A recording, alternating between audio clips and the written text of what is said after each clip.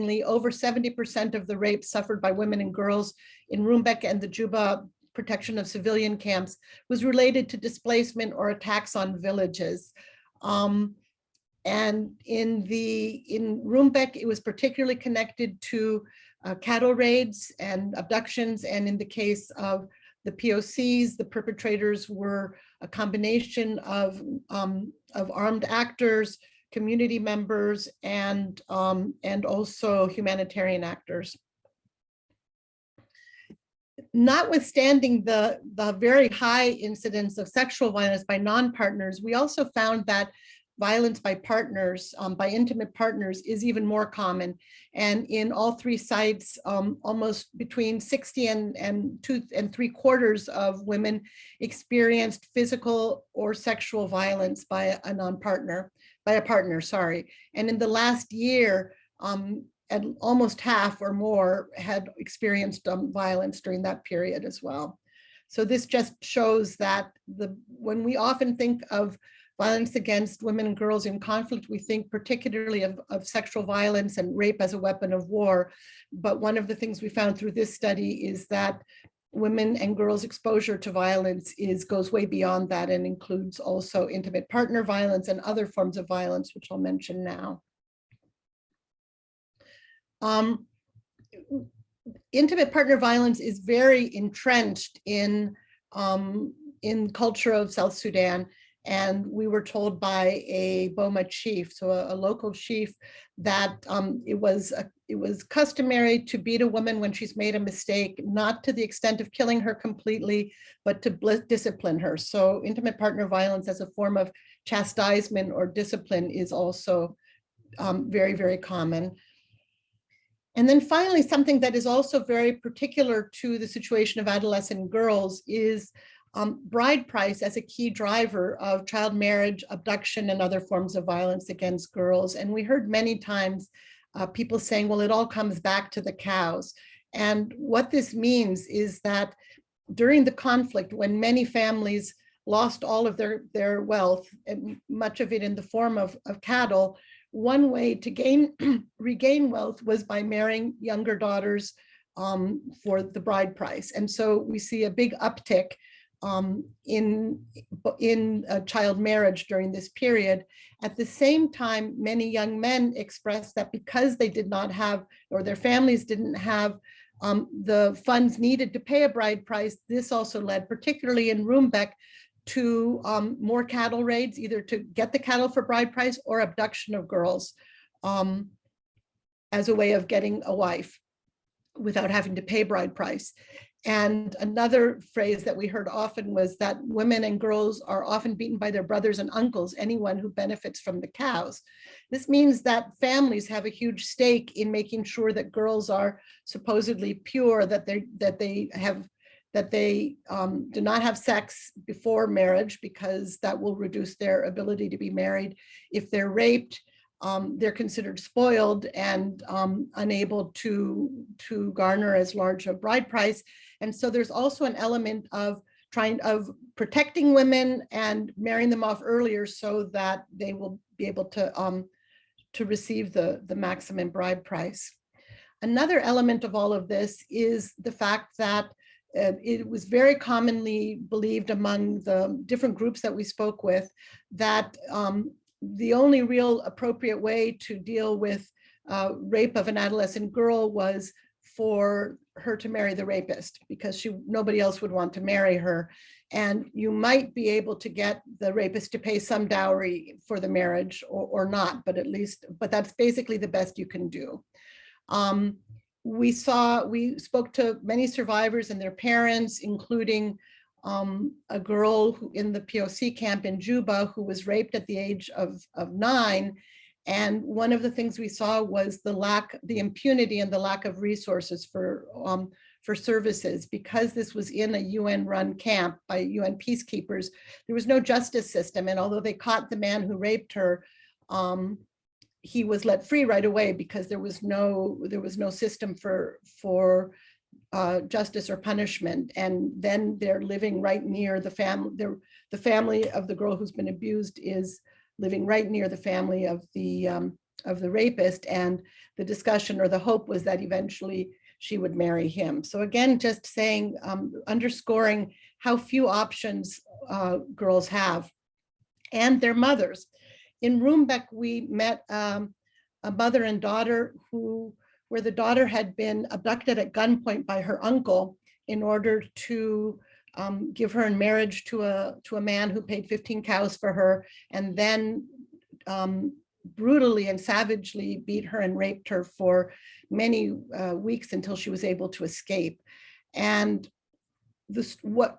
neither of them were actually suffered any consequences except for having to pay fines in the form of cows for the crime, for both the crime of abduction and the crime of the rape and the abuse. And what we heard from many women was their frustration and despair at not being able to protect their adolescent daughters, wanting them to be able to go to school, but not being able to control that because the decisions around marriage and whether a girl can go to school are typically made by male members of the family. And so we would hear women express that they really wanted their girls to study, but they had no power to protect them. And finally, this was another statement that I think just underscores how powerless women feel in general, and particularly over the fate of their girls. This was a woman who said to us in Rumbek, "We are tired of being raped. We met with the chiefs and raised our concerns. We've had no response yet." And this had been many months had gone by, and just I think expresses the level of desperation, of feeling invisible, and not being able to, not having recourse in the face of myriad forms of violence. So just in conclusion, what we put forward as really key recommendations was the importance of having addressing barriers to services for adolescents, and particularly having developing adolescent-friendly services for survivors in humanitarian settings, the importance of having synergies between child protection and violence against women programming, instead of seeing child protection and protection of women as being conflicting issues. We need to see them as intersecting, and that they need a specific response.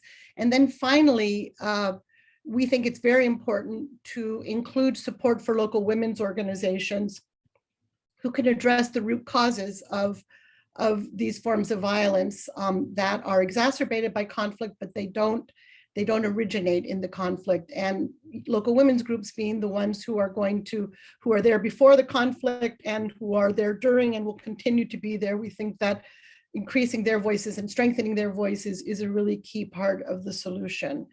And with that, I will stop and hand over to my colleagues.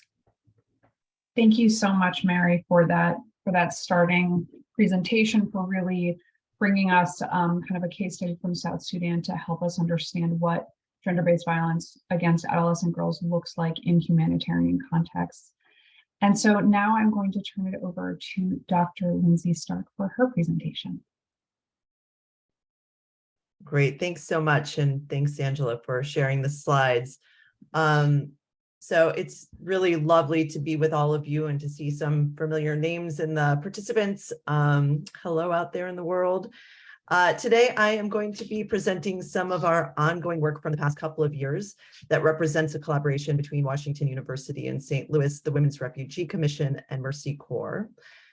Together, we have been piloting a program called Sibling Support for Adolescent Girls in Emergencies, or SAGE, in a few different humanitarian contexts, and generating initial learning on its effectiveness and its mechanisms through which we are hopefully affecting change.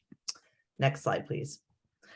So before I go into the specifics of the SAGE program, I want to highlight a recent review that my colleagues and I led last year on GBV against adolescent girls in emergencies. I believe Beth will share the article in the thread for those interested. And a lot of it resonates with the gap analysis that was presented earlier. The review really does two main things. It offers an adapted ecological framework of risk factors for GBV in humanitarian settings for adolescent girls, which you can see here. And it looks at the state of the evidence for GBV programming for adolescent girls as well. And so while I'm not going to talk through the findings of the review due to time restraints, I do want to share a few things quickly. First, the state of the evidence, again, is very, very weak, which is why webinars like this one that GWI has organized are so important. We really need all of you out there who are researchers and programmers to be working together to help build the state of evidence around what works for adolescent girls in emergencies. And second, we do go through the evidence for a few domains that align with elements of the SAGE program. These are mental health and psychosocial programs, social and gender norms programming, and safe space programming. And of those three domains, we currently see the most robust evidence in terms of safe space programming for adolescent girls, with growing evidence in the other areas as well. Next slide, please. So with that background, the SAGE intervention aims to reduce violence against adolescent girls in humanitarian settings via a gender-focused, family-based life skills curriculum for girls, for their male and female caregivers, and for older male siblings. So 4 different cohorts, essentially. And these curricula are normally given over the course of 12 weeks. And during this time, the 4 cohorts take part in separate but simultaneous sessions that cover topics like gender roles and attitudes, healthy relationships and communication, personal safety and health, puberty, family functioning, and parenting. Next slide, please. So what makes SAGE unique? First, SAGE has very much been informed by programs like the ones that were mentioned earlier, building on what we know about good practice from programs from Pop Council, from the IRC, including Compass and Girls Shine, from CARE, including Tipping Point, and many others. Like those programs, it is centered around a life skills curriculum with girls who meet in groups in safe spaces. And it also seeks to engage their caregivers who are obviously influential in terms of girls' lives and their futures. But SAGE is also set apart by 3 main features. The first is the explicit engagement of the older male sibling, which I'll talk about a little bit more in a moment. The second is the engagement of the 4 cohorts to create this kind of layering effect within the family. So while different family members are reflecting on themes in their own respective groups, there's also the space to come back together in the household, in the family unit, and then reflect together. And the final element is the application of human-centered design, which has been a very in-depth contextualization process in every site where we have piloted the program, where the stakeholders themselves are really feeding into the design. Next slide. So just to provide a little bit of detail on how this approach, which is very family focused, was conceived. SAGE targets the family in terms of tackling different forms of violence that tend to co-occur at the household, many of which Mary was just speaking about. So this includes violence against girls in the form of GBV, but also violence against children in terms of normalized concepts like corporal punishment, harsh discipline, and verbal violence. The rationale for the approach is based on what we know about the experience and perpetration of family violence from the global literature. So, for example, we know that women and girls are most likely to experience violence at the hands of someone they know, often a male perpetrator with whom they live. We know that violence is something that is learned, internalized, and reinforced within families over time. We know that attitudes and behaviors that reinforce gender inequalities are enacted at the household from a very young age. So, for example, the idea that adolescent girls may bear an unequal burden for household labor, or a preference to send boys over girls to school, being 2 examples. And then there are also some specific findings around boys and violence in the household, which informed SAGE's engagement of older boys. We know that boys who witness violence in the household, for example, against a female caregiver, are more likely to perpetrate violence themselves. And we also know that the majority of men who perpetrate violence begin doing so during their teenage years. Next slide. So for those reasons, SAGE targets male siblings of girls in addition to the caregivers, because we know brothers can and do act as important influencers, gatekeepers, or even decision makers in sisters' lives. And we want to make sure that we influence boys' attitudes and behaviors from a young age when they may be more open to positive change. So through the engagement of male siblings, we are trying to realize the potential of brothers to be a positive voice in their sisters' lives. We're seeking to cultivate empathy of boys towards their sisters and to encourage an interpersonal bond between brothers and sisters, as well as at the broader household level. I'm using very prescriptive language here in terms of brothers and sisters and female and mothers and fathers. The reality is that these should be contextually driven. So an older brother in a certain context may actually be a cousin, maybe another adolescent boy who's living in the household. And so forgive the prescriptive language, which again, through the human-centered design would be contextualized as appropriate. So in addition to the way that the program seeks to improve positive changes in knowledges and attitudes, SAGE also seeks to improve psychosocial outcomes for all 4 cohorts. And this is in the aim of helping families cope with the stressors that they face in more productive and adaptive ways, which is reflected in the theory of change, which you see here. I know it's teeny tiny and I'm not going to go over it in detail. Really, I want to draw your attention to the secondary outcomes highlighted here. And so while the desired outcome, ultimate impact is that girls are safer from violence, the secondary outcomes operate much more at the level of the family, seeking to support more adaptive coping mechanisms and psychosocial well-being.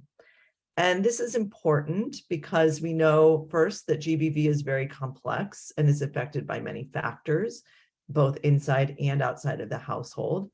And that it's also important to be realistic about the changes we are likely to be able to see in the span of a 12-week intervention, especially when we are seeking to work on deeply seated norms and behaviors that have likely predated the conflict and have persisted across generations.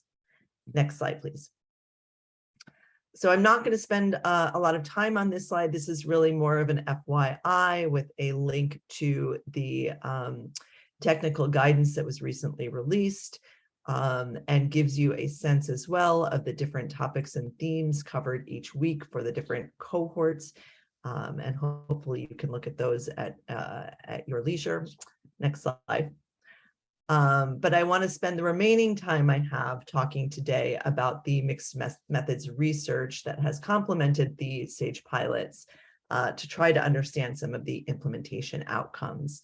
As well as outcomes related to gender equity, protection, family functioning, and mental health and psychosocial well-being.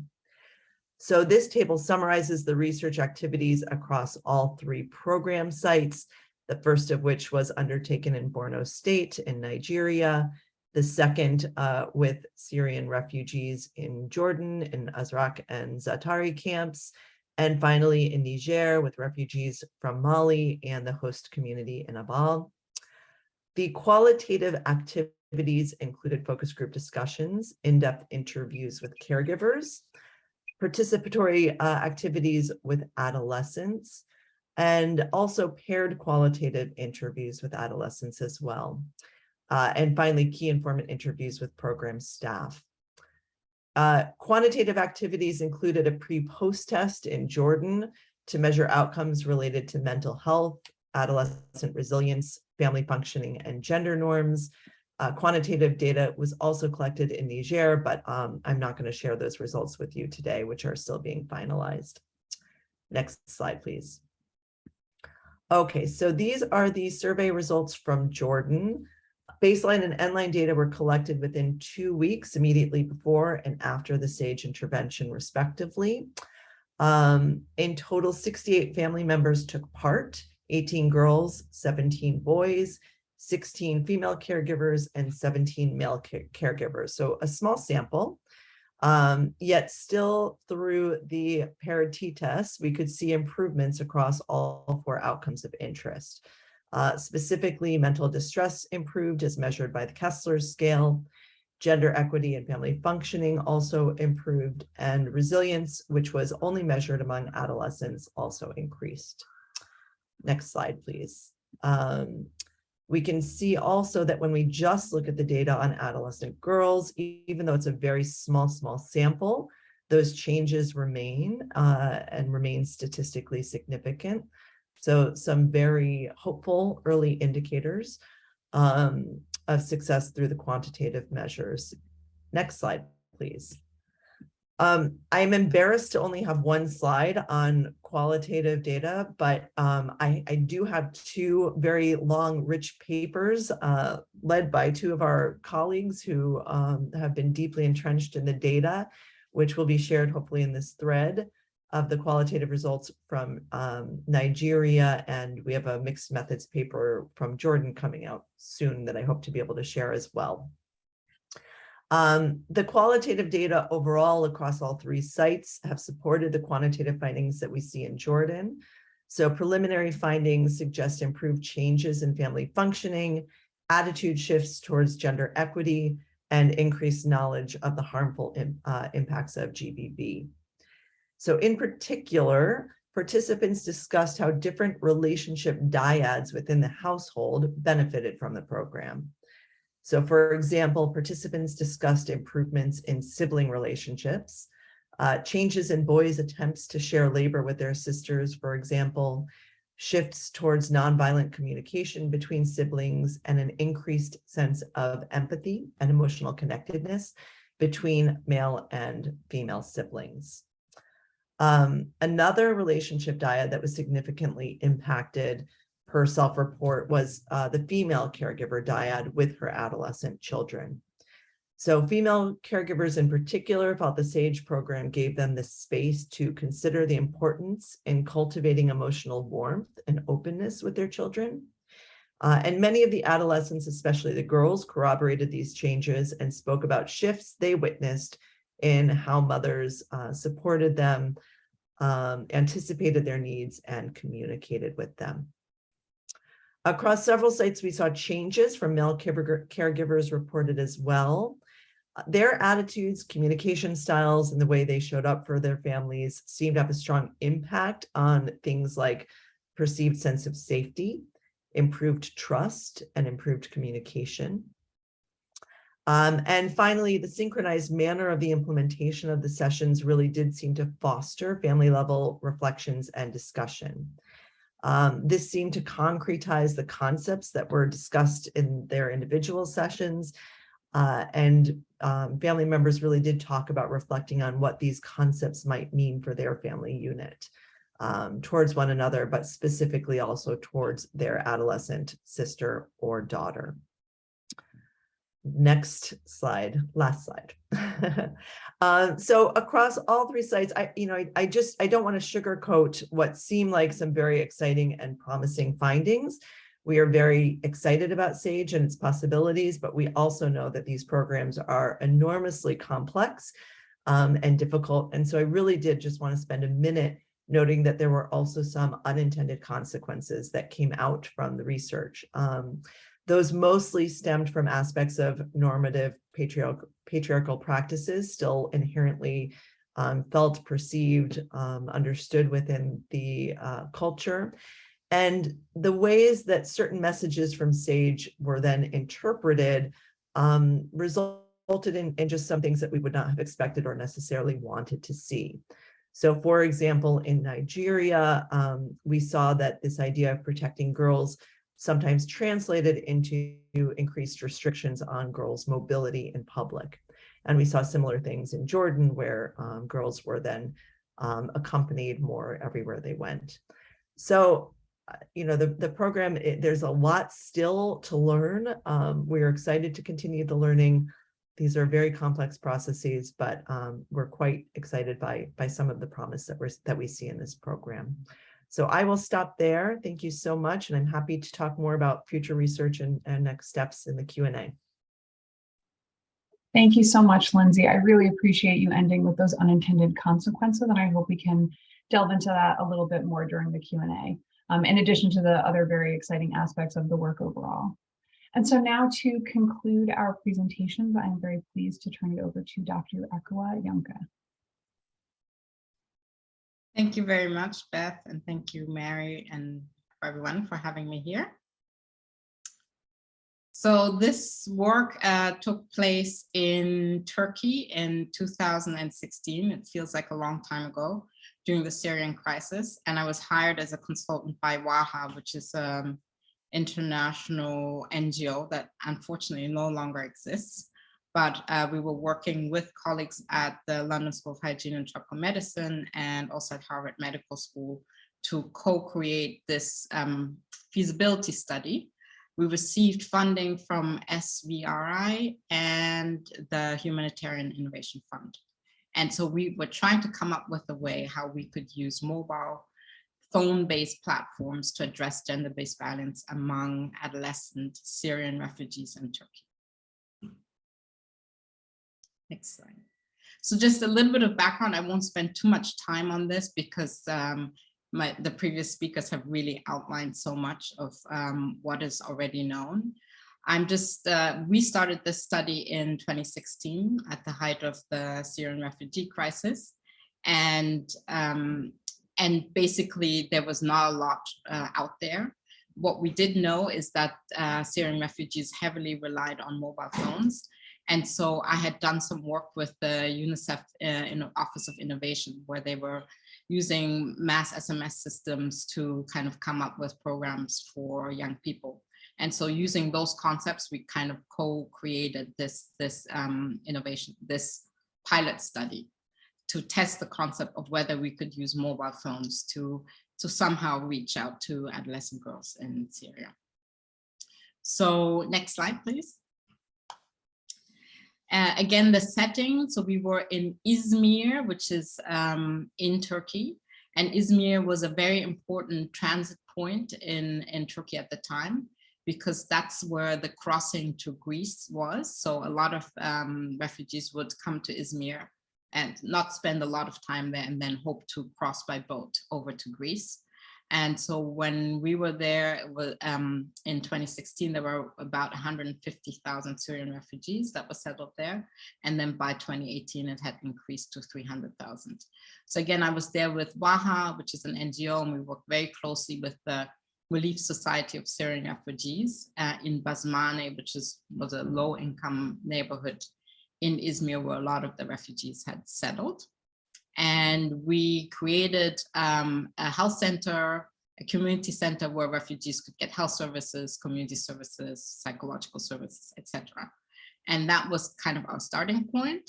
And our aim was to explore the relationship between displacement and risks for GBV among adolescent girls in Izmir, and to inform the development of a mobile phone-based intervention. So more specifically, we wanted to use SMS alerts about safety and information about risks of violence.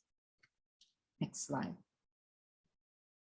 So there was a lot of ethical work involved in order to get this off the ground. So we received human subjects research approval from the London School of Hygiene and Tropical Medicine, Beth Israel Deaconess Medical Center at Harvard, and Umea University. And it was actually getting the approval from our colleagues in Izmir that was the most difficult. And I might go into detail about this later, but basically Beth and I had a conversation, and she was wondering why there wasn't so much research about coming out of Turkey at the time. And that's because for us, this was the hardest part, and we almost weren't able to continue based on the fact of how difficult it was to receive, to get ethics approval from our colleagues in Turkey, but we did manage. And there were a lot of questions, about us being outsiders. I carry a German passport. I'm of Ghanaian descent. So a lot of questions, why it was me, what I was doing there. We had American colleagues, what was their intention. We were very, thoroughly investigated about our intentions of coming to Turkey to do this work and why we weren't doing this work somewhere else. So we requested for verbal informed consent, and that was really important because we really didn't want there to be any traces for the people who were our participants. And we also had concerns about varied literacy levels, And so that's why we opted for verbal consent. And also we had psychological support that was available, and that was very much needed, because some of the focus groups, a lot of the stories came up of how they crossed over to Turkey, and it was very, very emotional for a lot of the participants. Next slide. So the methodology, I mean, basically, I'll just give you a little bit more background about how we did the study and why it ended up being just a qualitative study. So basically, we received £10,000 from the Humanitarian Innovation Fund, plus some additional funding from SVRI. And we had 1 year to do the study. And the situation in Turkey was rather unstable. And so we were running out of time. And so August 2016 was the last possible time for us to use the funding in order to conduct the study. And it was unfortunate that, the week before we had planned to do the field work, that there was an unsuccessful coup in Turkey. And we were not sure whether we were going to be able to do the study, but we did do it, we did manage. And so we really focused only on doing focus group discussions. And we did different ones, with young women, young men, community members, male, female, and then one mixed group. And basically what we wanted to understand is what were the types and causes of violence towards Syrian adolescent girls and women, what were perceptions of safety. Then also we wanted to know about mobile phone ownership and use and associated risks and benefits of using mobile phones. Because when we first started, everybody said, oh, you're gonna have to buy phones for the girls because they won't have phones. So that was really, everybody we spoke to before we entered in the field was saying you're not gonna manage because they won't have phones. So that was one part. And then the other part of our questioning was about acceptability of receiving message alerts. So we actually ended up spending most of our time on that part of the research study, because there were very particular cultural aspects about message alerts and information to promote awareness about risks of violence. And then we also looked at GBV reporting mechanisms. We only looked at it initially. We didn't really end up finding a solution to that, but I'll share some more during the results. So next slide, please. So the first result was about mobile phone ownership, access, and use. And so we proved everyone wrong that yes, adolescent girls do have access to phones, and usually from the age of 15 years onwards.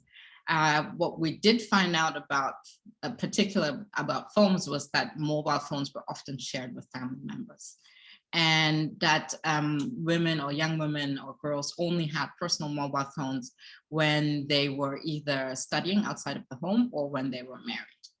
And so I want to read this quote because it really gives you a little bit of the context of kind of the isolation that some of these girls felt in Turkey. A Syrian girl isn't really integrating with the community where she lives in Turkey. If she's in Syria, she has her friends and goes out. But in Turkey, she doesn't have that. So the only way that she can communicate with the people she knows is through her cell phone. Next slide. Then this is probably the most important finding about privacy and data security. So what the girls told us is that they had a lot of concerns over privacy on their mobile phones due to shared usage with their family. But they were quite savvy, so they developed ways to protect their privacy on personal and shared phones. One, by including hiding handsets, by using password protected applications, by uninstalling applications, installing programs that make applications disappear, by erasing messages and photos, or exchanging SIM cards. Next slide. So these quotes will kind of highlight, some of the sentiments from the male family members about why they felt the need to kind of know what their sisters or wives were doing. So do you think her father or her brother or maybe her uncle has the right to check her cell phone, like go through all her stuff? And then the response was, of course, they have the right to do that. They need to protect her. She's a woman after all, and she's ignorant. And another participant said, that's a sure thing. He needs not to allow her to bring shame to the family. So that's one set of questions. And then this came up multiple times where a woman had felt violated by her boyfriend or a friend that she had met online. My friend, she thought that this guy was her boyfriend and loves her, and he asked things from her, and she did not agree to them. He had screenshots of conversations and wanted to expose them. She came to me and told me what was happening. I told her that she needed to tell her brother about this and that she needs to save herself so that she doesn't cause any problems with her parents. She ended up telling her brother, and he took care of the situation. So this is also an illustration that violence, happens, in the virtual world, and how it's very complicated for them to navigate those conversations with family members. Next slide. So about the SMS alerts, young women women and girls were open to receiving information-based interventions delivered through SMS messages, if and only if the content was deemed useful to their circumstances. And young men and adults confirmed that there would be no problem for their sisters and daughters to receive these types of safety alerts. So they said, in order to understand, they said, this will just be an alert. This street is not safe. And then it's for them to go there or not. So they were okay with that. But one important stipulation for them was that they wanted to receive the same messages. So they wanted to know what types of messages their daughters and sisters were going to receive. And now about the part of reporting GBV. So adolescent girls and young women agreed that sending an anonymous text message was a good way to report GBV to local authorities. And reporting of violence could be enhanced if it included information about services. So we're just testing, whether this would work. And then when we spoke to the fathers and brothers, they said adults acknowledged that violence also occurred within the home. It was widely agreed that cultural norms and fears around reporting domestic violence would prevent a survivor from reporting, especially using a shared device. So this was, we knew that if we were going to pilot the intervention, that the reporting part would have had to, be worked out much more carefully. Next slide. So just to conclude, mobile phone access was well established with regular usage representing normalized practice for accessing information and reinforcing social networks. And the adolescent girls and young women were open to SMS-based programs to deliver information. The acceptability was dependent on the content and nature of the information. Adults desire to be involved in the development of future messaging content for their daughters. And data suggests that adults may monitor phone usage, which has important implications for message delivery. So our takeaway was that community involvement should be an integral part of the future development and implementation of the intervention. And unfortunately, due to the context that we were in, launching the generic text messaging via Twilo, so that's the application that we use. So in order to test the safety alert messages was not possible because there was a software ban in Turkey during the state of emergency in August 2016. So next slide. So what were our recommendations? Our recommendations were that interventions that deliver services through mobile platforms would need to consider the gendered nature of mobile phone ownership and access, and issues pertaining to privacy and data security were a concern to the young women who perceived the greatest risk to be online harassment and social disapproval by family members. Also, future interventions and research should also consider the different forms of GBV, such as street harassment, early marriage, and intimate partner violence that would have different implications for mobile phone use within the context of an intervention. So we heard about a lot of cases of women of attempted kidnapping, and just things that we didn't even consider as GBV risks before we entered into the field. And yeah, next slide. So I want to thank my colleagues, especially Allison Ringe and Jennifer Scott, who were my co-investigators, and our team, and then everybody who helped us put this study together. And you can feel free to contact me if you need further information. Again, thank you also to our funders, the Humanitarian Innovation Fund and SBRI. Thank you. Wonderful. Thank you so much for that presentation, Ekwa. It's really interesting, the comparison of the different types of programming and interventions and just approaches to getting at the same population and the same issues, just doing it through very different avenues and through using different tools. And so we're now going to begin our Q&A session. I'm going to take the prerogative as the moderator to ask a few questions first, and then I see we already have some questions in the Q&A box. If you have more, please add them in there, and I will do my very best to get through all of them. And if your question is for a specific panelist, please put in their name so I'm directing it to the right person.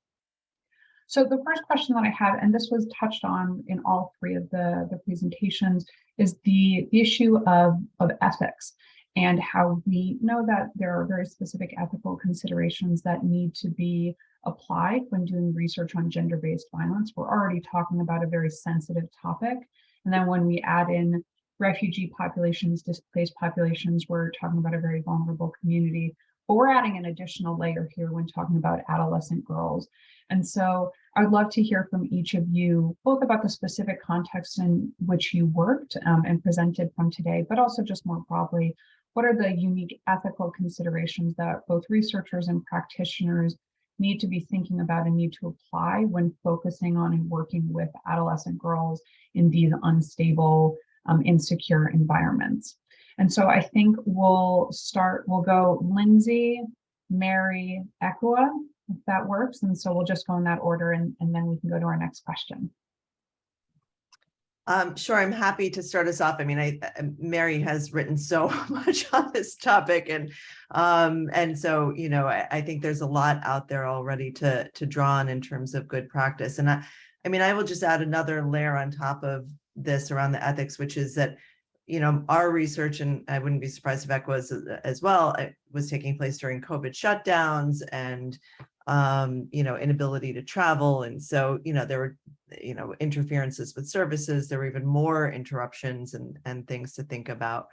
In terms of the SAGE intervention, I think there's a couple of key pieces to running that intervention and thinking through the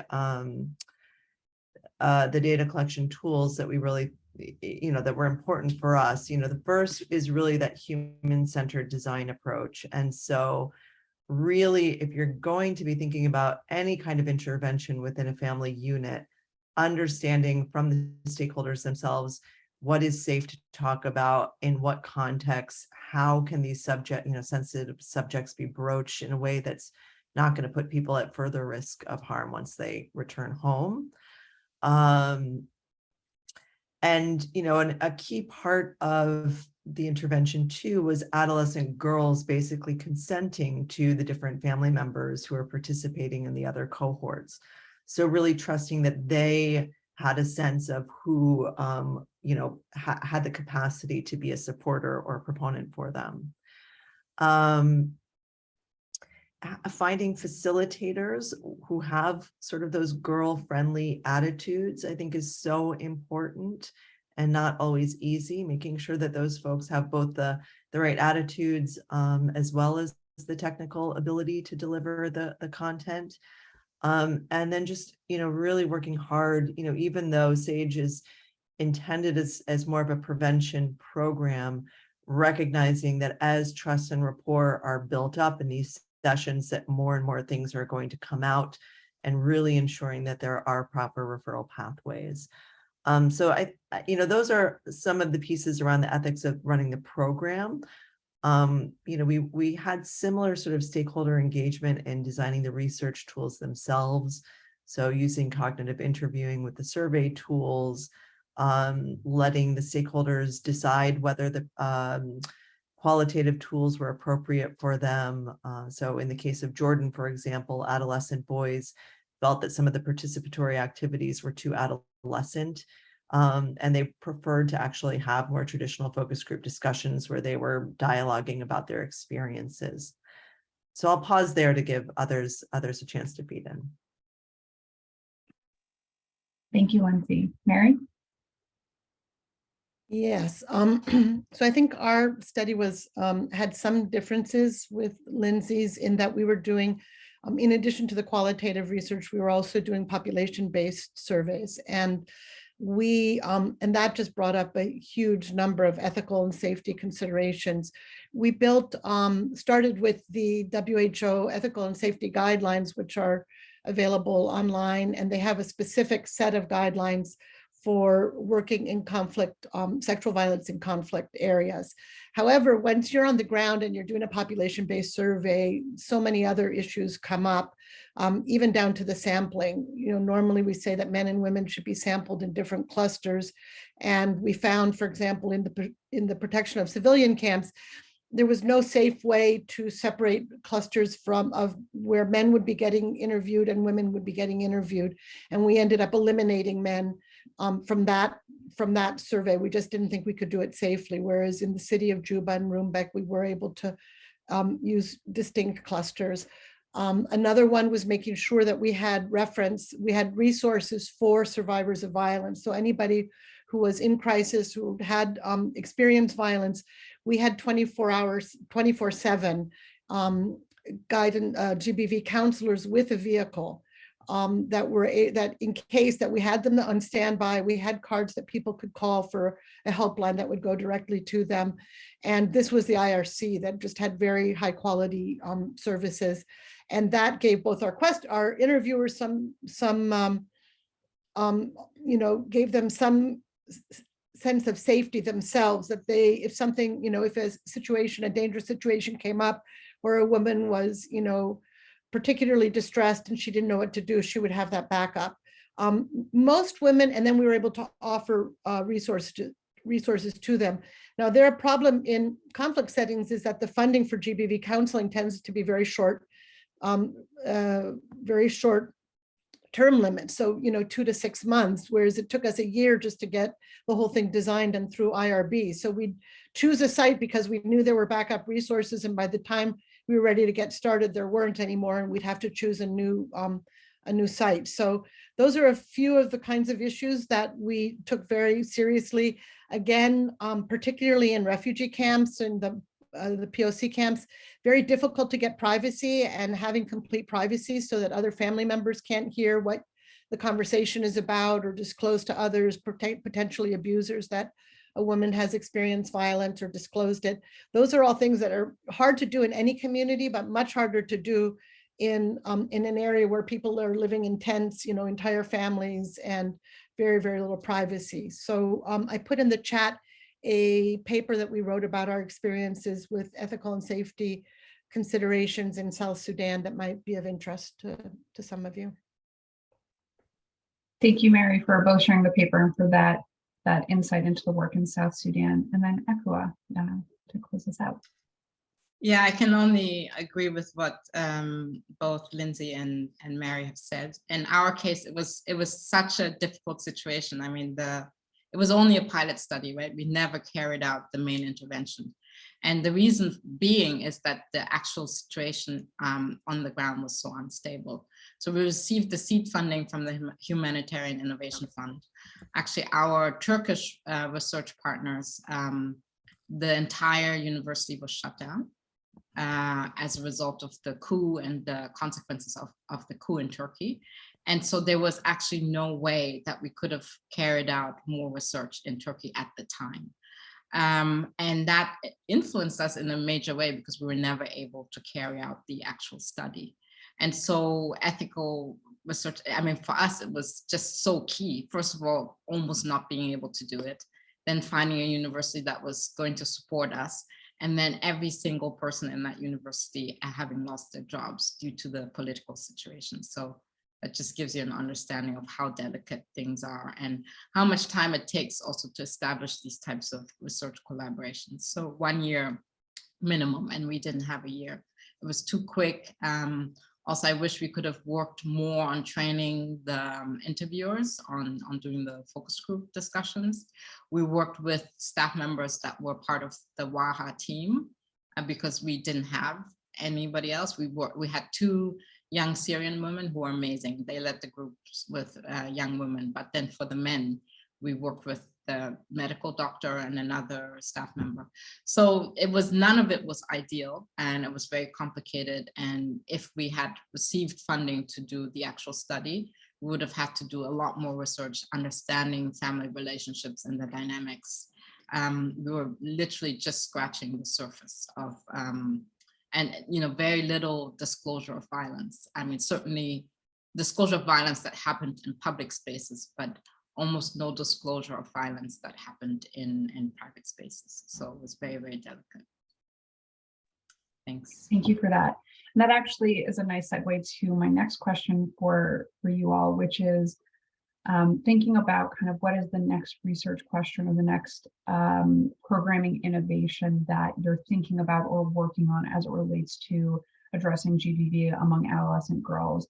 And Echo, I'd like to start with you because I know that in particular you, as you just described, you did this feasibility study and then weren't able to implement it, to actually move forward with it. And I know we had talked about the challenges around SMS programs and about apps and kind of how technology fits into that.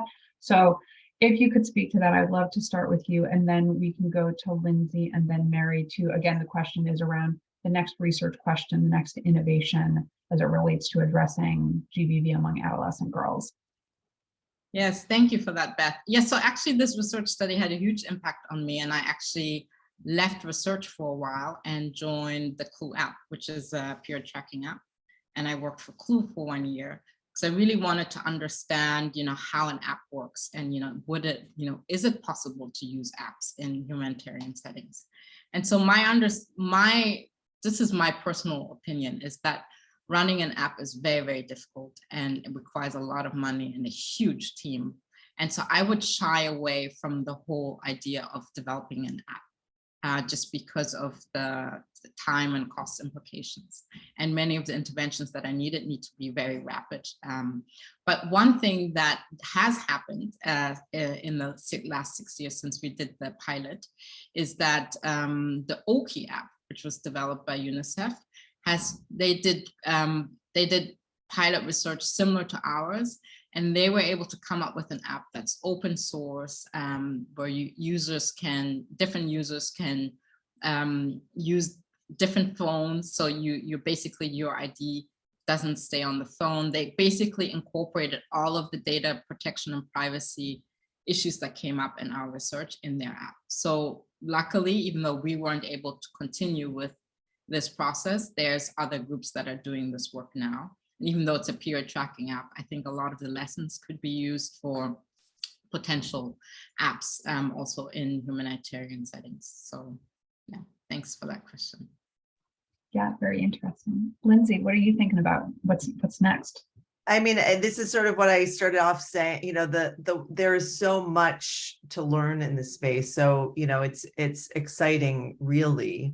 I think there's a lot to be done, and we are, my lab is interested in looking at a number of different things. To one of the questions in the chat about sort of where next for SAGE, we are looking at adapting the program and trying to do a larger scale full-scale pilot evaluation in Colombia with Venezuelan migrant populations and returned Colombian populations. But we're also doing a lot of other things as well. So we're really interested in looking at sort of the connections and different components of social support and gender-based violence as they relate to adolescent populations. We are in discussions with UNICEF around beginning to think about how we might build out an evaluation program around the virtual safe space program that they're developing, which I think builds on a lot of the stuff that Echo has been talking about.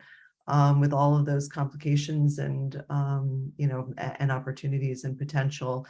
We're really interested in sort of analyzing existing parenting programs to look at what elements of sort of gender transformation, gender norms components are integrated or not within humanitarian settings. So, there's a lot to do. And I'm excited too to see a lot of folks in the chat who are sort of trying to get interested in getting into this space and figuring out how they can be helpful. There's a lot of ways. Thank you. And then Mary, what do you see as kind of the horizon when thinking about research and intervention design around Yes. GBV and adolescent girls? Well, first of all, I think this, as you can see already from our discussions of violence against adolescent girls, there's a lot more to do in terms of, I think, documenting specifically the unique kinds of experiences of violence and lack of opportunities that adolescent girls have. Another piece that I think is very important, and also very specifically, I think something that we came to through the South Sudan research, but for example, there's going to be a summit on sexual violence right now in the UK, which probably many of you will be at. And there, in a lot of the work on sexual violence in conflict, there tends to be very specifically a focus on sexual violence, rape as a weapon of war, and not understanding the myriad types of violence that girls and women are being exposed to. So we think part of the need is to continue to look at sexual violence by non-partners, by armed actors, child sexual abuse, intimate partner violence, child marriage, all as part of a continuum of violence that is fueled by economic crisis, by conflict, and also by patriarchy. So that would be one piece. And then also just to say that we have, well, you've already mentioned this, that at GWI, we have several programs looking at improving the evidence base on gender-based violence. And this seminar is part of that, but we have many more. There's the empowered aid work, which I think is also very important to prevent sexual exploitation and abuse among refugee women. And then finally, GWI is now the lead partner on the What Works to Prevent Violence Against Women and Girls. We're the partner on the research consortium of this very large program funded by FCDO. And situation of violence against women and girls in conflict settings is one of the key priorities. So we look forward to particularly looking at interventions there that can be scaled up or applied into different contexts. Thank you. Great, thank you. And so we're now going to move into the Q&A box for questions. And the first question, so Echo, you had already talked a bit about kind of the challenges in moving forward with the intervention kind of application and implementation. And there's a question here for all of the panelists. And so I'd love to hear Lindsay and Mary kind of speak to this issue of sustainability, kind of what happens after you've implemented the program or you've conducted the study. And so our question is, what did sustainability look like after the research had finished? Did adolescent girls continue to utilize safe spaces, receive texts, and receive familial community support? So Mary, if you'd like to start, I see you're unmuted already. If you'd like to start to kind of reflect on, kind of what happened after the research completed in terms of engagement with adolescent girls in the community. And then Lindsay, if you'd like to go next. So as I said earlier, the work on adolescence turned out to be much more important than we expected, but it was a broader study that involved also violence against adult women and male violence, interviews with men.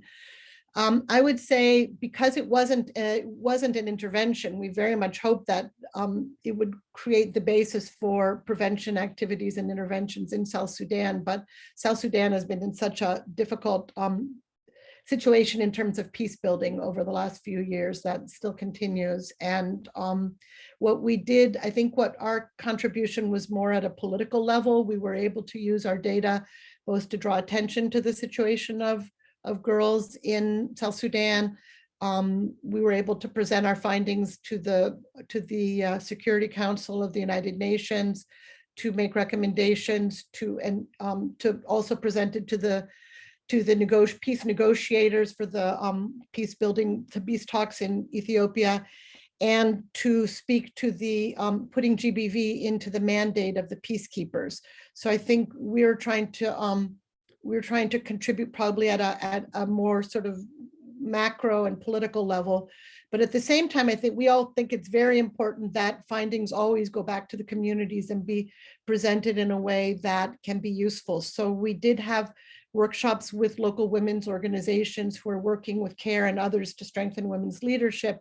We presented that the findings, and we developed with them a series of materials showing the findings of our work, using South Sudanese artists to sort of draw pictures depicting the situations that came up in the research, and that those could be used for local conversations, community conversations. Thank you. And Lindsay, what about the SAGE program and what happens after? Yeah, it's a great question. I mean, I have to say, as a researcher, my duty is to say we haven't measured it, to be, completely honest. And it's something that should be measured, and I think would be part of an implementation science frame, is to look at, the sustainability after the program ends. Certainly the hope and the intention is that, through family members having these dialogues, through the community mentors being trained to facilitate these discussions, that the discussions continue, that there is some flow over from the program into the community.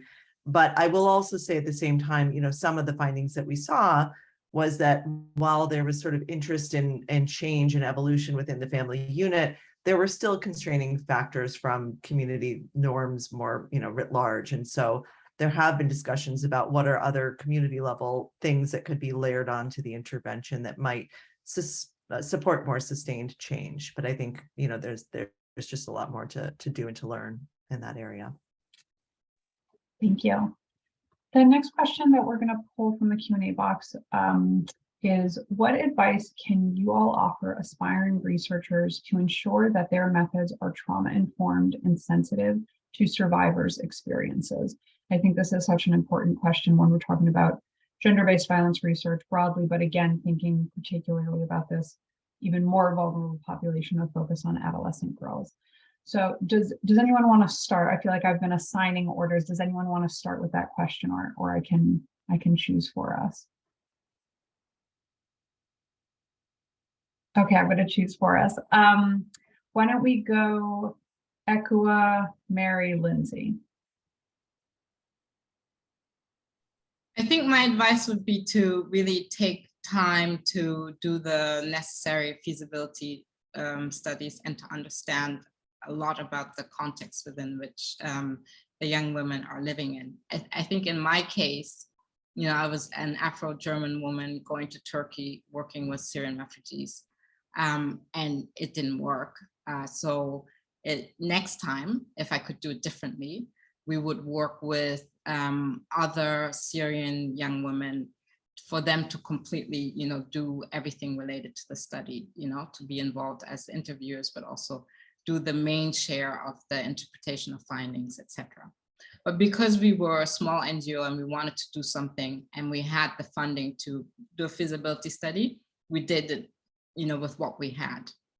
And so my advice would be go somewhere where you know the context, where you are accepted, especially where you understand the language. I think it makes a big difference in terms of being able to work with the data that you're collecting and to really have an impact long term, because you'll have a link to the population that you're working with. Great, thank you. And Mary, you have decades of experience to offer in terms of advice for aspiring researchers. How do we ensure that our methods are trauma-informed and sensitive to survivors' experiences? I think the key is to always work with local women's organizations, local researchers and women's rights organizations who know the context. So everything I've done from the very beginning in our research in Nicaragua, we always developed even the research questions together with local experts. And we always have a technical advisory group that includes women's rights organizations as well as local experts, government, if it's appropriate.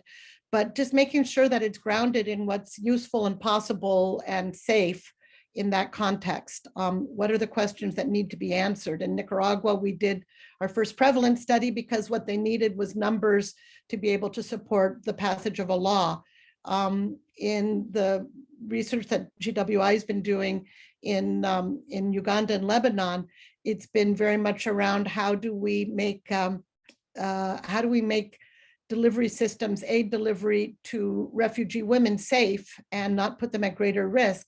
And the best way to do this, and I think this Empowered Aid project has been really successful in this way, is to enlist them as researchers, to again have it be very participatory, and that the final conclusions be developed by the women who are affected by the aid process. So I just think the most, both for the purpose of advocacy and for the purpose of interventions and making things useful on the ground, we should see ourselves not as the experts who come in, gather the information, take it away and put it into international journals, but really people who come to accompany a process that has to be centered in women's voices. And our job is simply to add, some technical expertise or skills that will help them to achieve whatever goals are most useful and sought after locally.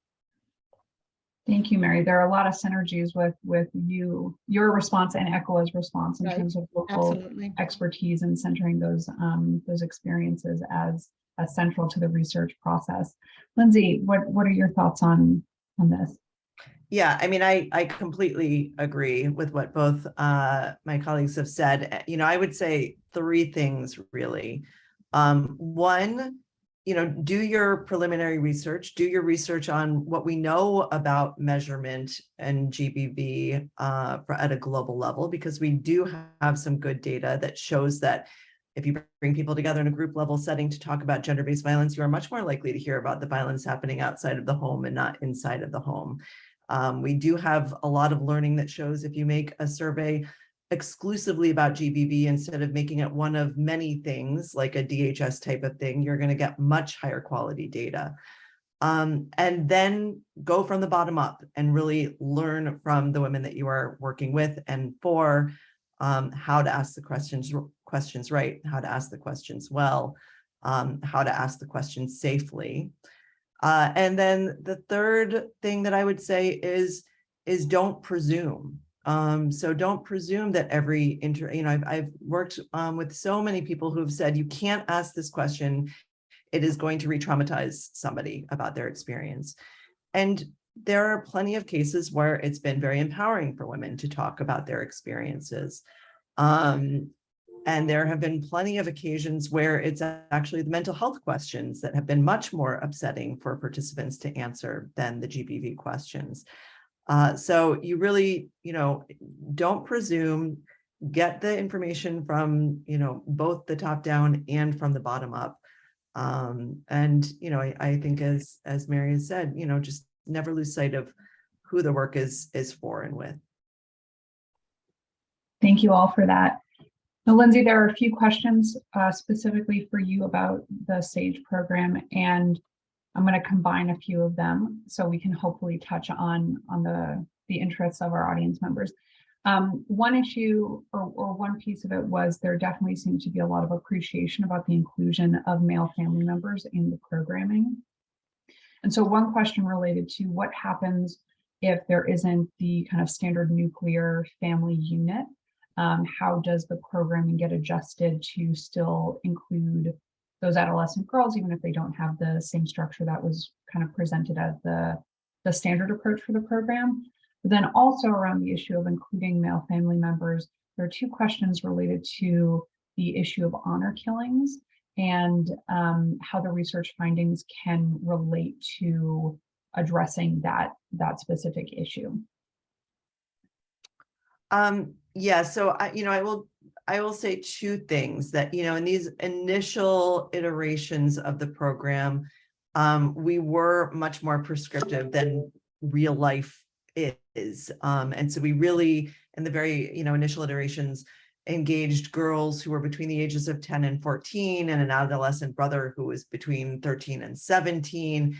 And, in a quite artificial way, I would say. We know that life and families aren't really made up in that way.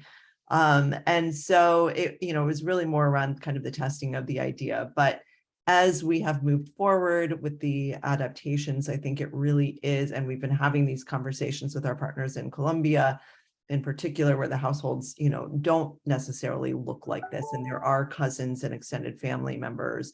There may be situations of polygamy where there are multiple families. So, I think part of it is about what the program can feasibly cover. It may not be that every household member can take part in one of the cohorts, but then really finding those people within the household that the girl feels are going to be change agents, supports to her, and engaging those people. And so, there is guidance in the technical document about how to go beyond kind of that very prescriptive family, cardboard cutout image. In terms of the honor killing piece, again, go back to that this all starts from the girls and who the girls want to engage. I would also say that in the same way that ECWA was very wise in saying the study can't continue in this moment, I don't necessarily think the SAGE program is appropriate for every single context. And it may be that you need to think about whether the context is right, is ready, can be done in a way that is safe for participants. And if somebody's life is going to be at stake for participating in a program like this, then it may just not be the right context for this program. So I don't know if Mary or Ekwa want to jump in or have other thoughts on the honor killing piece in particular, but. Thank you, Lindsay. I also want to offer, if Ekwa or Mary, if you have anything to add, you don't have to, but if you do, I want to give that space and time too. No,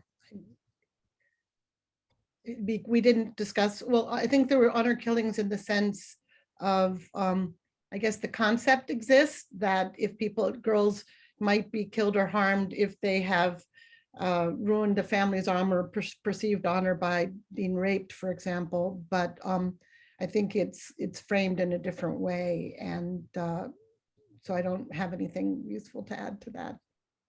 Okay. Well, Mary, there is a question for you about the work in South Sudan that I'd love to get your thoughts on. Did you note differences in GBV prevention response service quality in POC camps versus other places? I usually hear that folks in refugee IDP camps are, quote, the lucky ones compared to folks who don't have UN support. Did you see any evidence that that was true in your research? That's an interesting question. I would not say that anybody in South Sudan could be considered the lucky ones. I think that the humanitarian sector is very, very large there. And there are programs led by, so in the POC camps, those are managed by the UN, but there are plenty of other camps that are managed by IRC, some of that IRC Care and many others. And they also have services in communities and mobile programs. And, they're doing their very, very best with almost no resources. And I would say that they're weak everywhere in terms of actual support and particularly justice, as I said, the POC camps, they don't have jails, they don't have opportunities, they don't have courts, they can't, a rapist, a man who raped a 9-year-old daughter was then set free 2 days later, even though the whole thing had been documented. So I think that there are difficulties in all this, in all situations, and they vary, but I don't consider myself an expert in conflict settings, so probably Ekwa or Lindsay would have more to say about that from other contexts. Do either of you want to jump in to respond to think about refugee camp versus non-UN supported camp for displaced populations? No, okay. So we're gonna go with there are two more questions for you, Lindsay. And I think we have time for both if you'd like to answer them. The first is, was the curriculum developed or delivered by project staff or by trained displaced community members?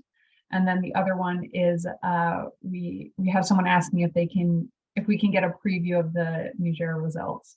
And just wondering if they're similarly strong to the other countries that SAGE was evaluated in. They're great questions. I'm so sorry, April. I love that you're a Brown alum asking this good question, but the Niger data, actually, WashU was not involved in collecting that data. And so that is not our data to share, unfortunately. You are welcome to follow up with Women's Refugee Commission for that data. The program was delivered by trained community members who are overseen by Mercy Corps staff, and we're sort of checking in regularly with them. And I should also say, to the sustainability question that was asked previously, these are areas where Mercy Corps continues to be engaged, continues their involvement in adolescent girl programming. And so, while the SAGE program itself may not be continuing, there are, continued activities that are focused on adolescent girl populations. Great. Well, that is all of the questions from our Q&A box. Those are the questions that I had, and we are a few minutes ahead of schedule. So I'm going to say thank you so much to Mary, Lindsay, and Ekua for your time, for your expertise, for coming and joining us today for this webinar. Thank you to the entire team at the Global Women's Institute for the behind-the-scenes help and support to have this webinar happen. And please check out the gap analysis report, look at the TA portal, and this recording will be available on YouTube in a few weeks, where you can also find all of the previous webinar recordings. So thank you so much for being here today, and I hope you have a good rest of your day. Thank you very much. Thank you. Thanks so much. Thanks for having us.